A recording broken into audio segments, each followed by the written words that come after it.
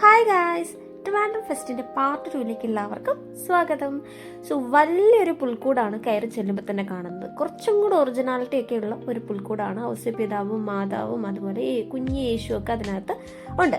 So അത് അടിപൊളിയായിട്ട് തന്നെ ഒരു കട്ടൗട്ട് പോലെയാണ് വെച്ചിരിക്കുന്നത്. അത് വൈബ് ഉണ്ടായിരുന്നു. പിന്നെ വന്നപ്പോൾ ഇഷ്ടം പോലെ അപ്പൂപ്പന്മാർ, ഒരുപാട് ക്രിസ്മസ് പാപ്പയുടെ ഇത്തരത്തിലുള്ള രൂപങ്ങളുണ്ടായിരുന്നു. ഞാൻ അതിൽ 2 ക്രിസ്മസ് പാപ്പയുടെ ഇടയിൽ നിന്നൊരു ഫോട്ടോയും എടുത്തിരുന്നു.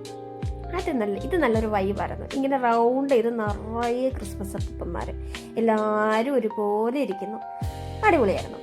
അങ്ങനെ മുന്നോട്ട് വന്നപ്പോൾ വേറൊരു കട്ടൗട്ട്, ഒരു ബോയ് ആൻഡ് ഗേൾ, ഒരു പ്രപ്പോസൽ സീൻ പോലെ. എനിക്കതിൽ ഏറ്റവും ഇഷ്ടപ്പെട്ടത് ആ ഒരു കട്ടൗട്ടാട്ടോ. അങ്ങനെ വരുമ്പോൾ വലിയൊരു ക്രിസ്മസ് പാപ്പ, നല്ല ഒറിജിനാലിറ്റി ഒക്കെ തോന്നിക്കുന്ന നല്ലൊരു പാപ്പ, നല്ല കുടവയറൊക്കെ ഉള്ള ഒരു ക്രിസ്മസ് പാപ്പ. ഇത് അടിപൊളി ഒരു ക്രിസ്മസ് പാപ്പയായിരുന്നു. അത് കഴിഞ്ഞ് വന്നപ്പോൾ നമ്മൾ 2 വർക്കിംഗ് മോഡൽസ് കണ്ടു. ഒന്ന് ഇൻ്റഗ്രേറ്റഡ് സെൻസറൊക്കെ ഉള്ള ഒരു ചാർജിങ് സ്റ്റേഷൻ്റെ വർക്കിംഗ് മോഡൽ. രണ്ടാമത്തേത് സ്ട്രീറ്റ് ലൈറ്റ്, സോളാർ ഉപയോഗിച്ചുകൊണ്ടുള്ള ഒരു സ്ട്രീറ്റ് ലൈറ്റിൻ്റെ വർക്കിംഗ് മോഡൽ. രണ്ടും അടിപൊളിയായിരുന്നു. ഒരു ഭാവി വാഗ്ദാനമാണെന്ന് നമുക്ക് പറയാം.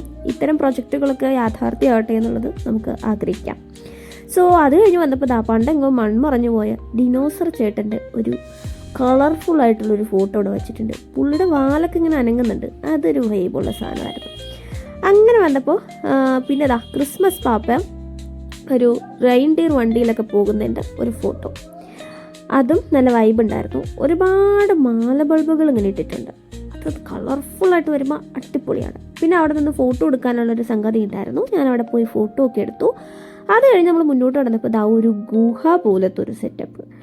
അതിൻ്റെ ഉള്ളിൽ എന്താകും എന്നുള്ളൊരു ആശ്ചര്യത്തിൽ ഇങ്ങനെ നടന്നു. അതിൻ്റെ ഉള്ളിൽ പ്രത്യേകിച്ചൊന്നും ഉണ്ടായില്ല. അതിൽ നിന്ന് പുറത്തേക്ക് വരുമ്പോൾ ഇങ്ങനൊരു കാഴ്ചയാണ്, ഒരു സൂര്യകാന്തി തോട്ടം. അത് കഴിഞ്ഞ് ആ സമയത്ത്, അതായത് ക്രിസ്തു ജനിക്കുന്ന സമയത്ത് എങ്ങനെയായിരുന്നു ആ തൊഴുത്തും അവിടുത്തെ കാര്യങ്ങളൊക്കെ എന്നുള്ളതിൻ്റെ ഒരു മോഡൽ അവിടെ വെച്ചിട്ടുണ്ടായിരുന്നു. അതും അടിപൊളിയായിരുന്നു. പിന്നെ കുഞ്ഞൊരു വെള്ളച്ചാട്ടം ഉണ്ടായിരുന്നു. അപ്പോൾ ഇതിലത്രയേ ഉള്ളൂ.